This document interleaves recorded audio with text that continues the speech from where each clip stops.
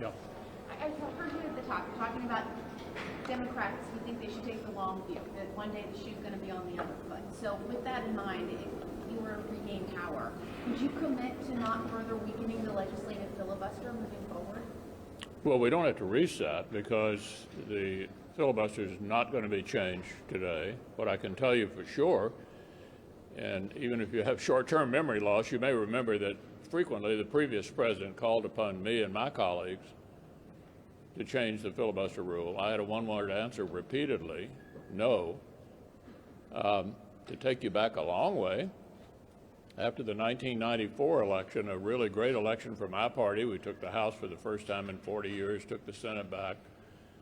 One of the things we dealt with on day one was an effort to change the rules of the Senate to get rid of the legislative filibuster. Who would have benefited from that? This brand new majority just taking over with excited plans about the future. 100% of Senate Republicans voted no.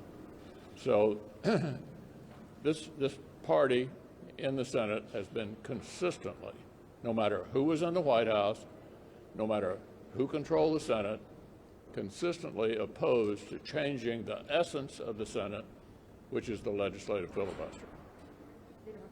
Leader McConnell, what's your message for voters of color who are concerned that without the John L. Lewis Voting Rights Act, they're not going to be able to vote in the midterm? Well, the concern is misplaced because if you look at the statistics, African American voters are voting in just as high a percentage as Americans. A recent survey, 94% of Americans thought it was easy to vote. This is not a problem. Turnout is up. Biggest turnout since 1900. It's simply they're being sold a bill of goods to support a Democratic effort to federalize elections. As Senator Blunt pointed out, this goes back 20 years. The excuses change from time to time, but this has been a Democratic Party goal for decades. If Republicans take back control of Congress after the midterms, what would be your agenda? That is a very good question, and I'll let you know when we take it back. In the meantime, what the election this fall is going to be about is about this administration and how it's doing on inflation, on border security, on foreign policy, on standing up to the Russians.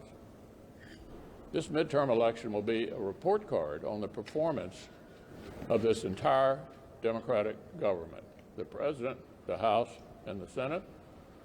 And in the course of the campaign, various Republican candidates will come out for what they will do, what they're for. That's always an important part of every election. But make no mistake about it, the election this fall is a referendum on this all-Democratic government.